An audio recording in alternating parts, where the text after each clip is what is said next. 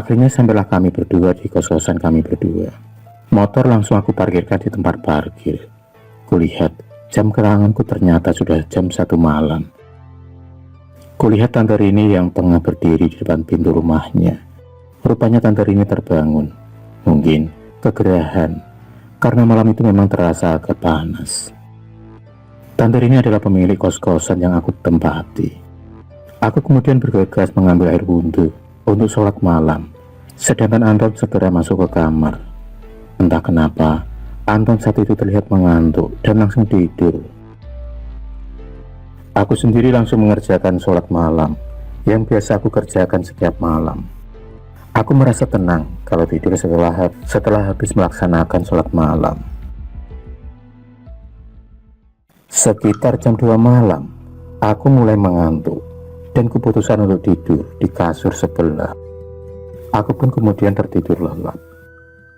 Tiba-tiba dalam tidurku aku seperti mendengar teriakan Anton meminta tolong. Aku kemudian terbangun seketika itu. Kulihat Anton yang tertidur sambil meronta-ronta, seperti dia tengah dikejar setan. Rupanya Anton sedang melindur. Kuputuskan untuk membangunkannya dengan pelan, agar dia tak kaget.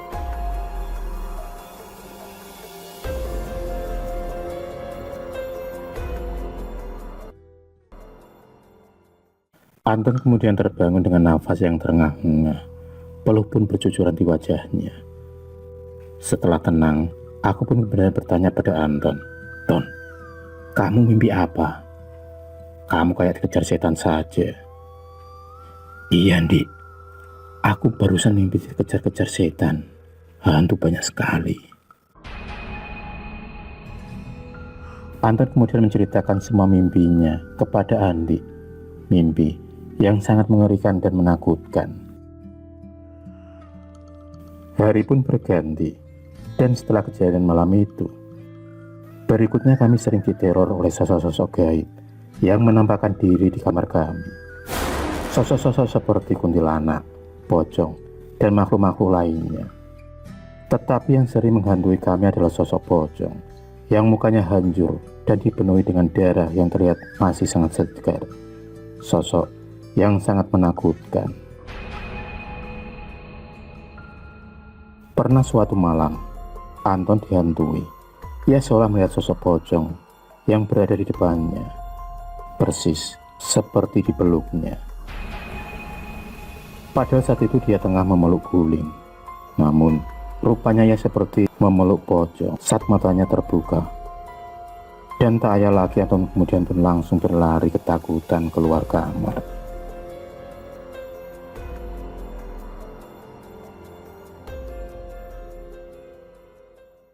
Setiap malam kami berdua selalu diteror oleh makhluk-makhluk tak kasat mata itu.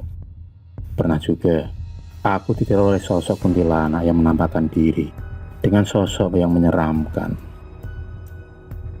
Tubuhnya penuh luka dan penuh belatung di badannya. Dengan keberanian yang ada, aku langsung membacakan ayat kursi. Beberapa saat kemudian, alhamdulillah sosok tersebut kemudian menghilang. Pernah suatu malam, saat itu aku baru saja pulang kuliah karena ada beberapa tugas dan harus aku selesaikan di kampus, dan juga ada janji ketemu dengan Nancy. Jadi aku pulang agak malam. Saat itu aku sudah di kamar dan kemudian aku ingin mandi. Handuk sudah di pundakku. Tiba-tiba aku mendengar suara teriakan yang asalnya dari kamar mandi. Suara siapa itu? Tapi sebetulnya suara itu aku kenal. Suara itu adalah suara Anton. Aku pun kemudian segera bergegas ke kamar mandi. Dan sesampainya di sana, setelah aku buka pintu, aku melihat Anton yang tengah tergeletak jatuh pingsan di lantai kamar mandi. Aku pun bertanya-tanya, kenapa ini Anton sampai pingsan di kamar mandi? Apa dia mendapat teror lagi seperti malam-malam kemarin? Pikirku di dalam hati.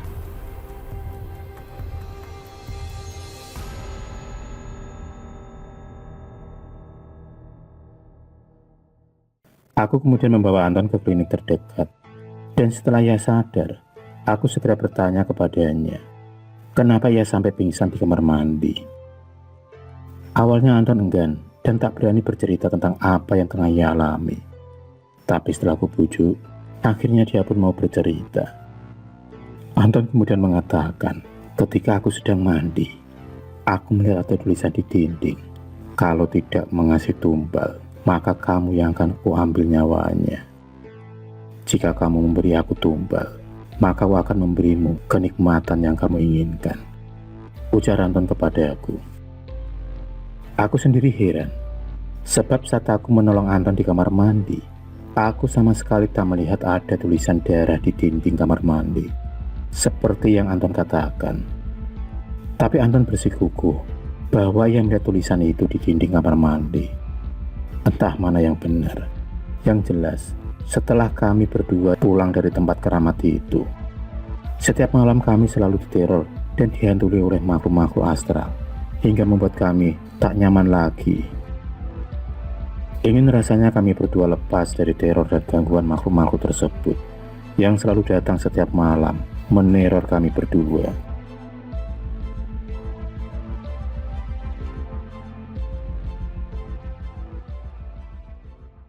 Akhirnya kami berdua memutuskan untuk pergi ke sebuah pondok pesantren.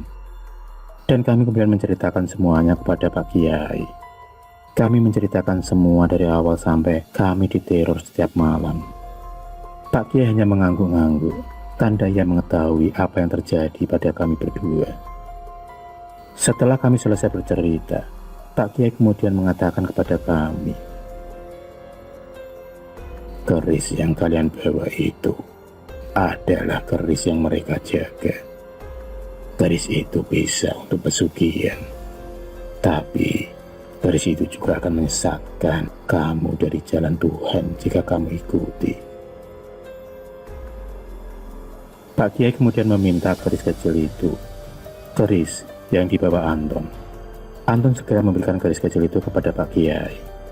Pak Kiai hanya tersenyum melihat keris tersebut, dan kemudian beliau mulai membacakan doa untuk menetralkan energi jahat yang ada di keris kecil tersebut.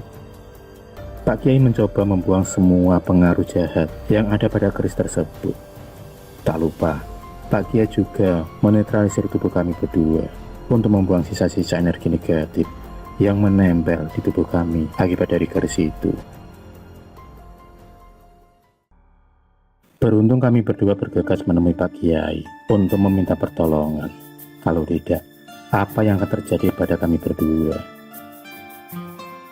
Selamanya mungkin kami berdua akan diteror, dan akan terus diteror sosok-sosok gaib tersebut.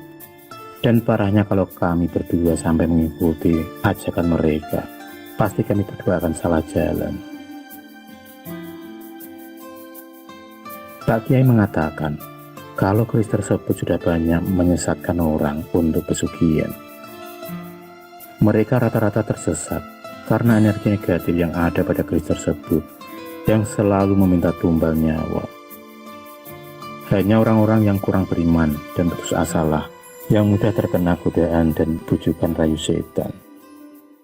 Bujukan harta yang melimpah secara instan, padahal dengan jalan yang salah dan sesat. Rupanya keris tersebut sudah banyak memakan korban, tumbal-tumbal nyawa yang telah ditumbalkan demi pesugihan sesat. Banyak nyawa yang telah berjatuhan di jalan kesesatan. Semoga kita selalu dalam lindungan Allah Subhanahu wa Ta'ala dari godaan setan-setan yang terkutuk, yang selalu berusaha untuk menggoda umat manusia agar berjalan di jalan yang salah.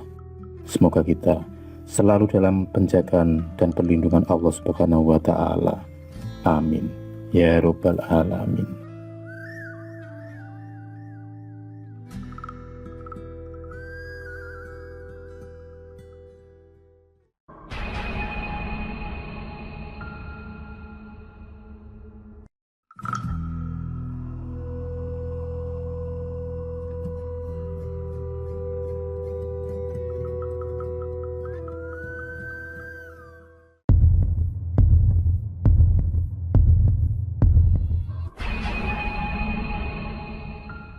Terima kasih sudah menonton video cerita bergambar ini.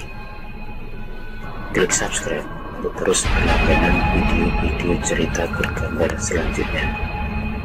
Semangat berkarya.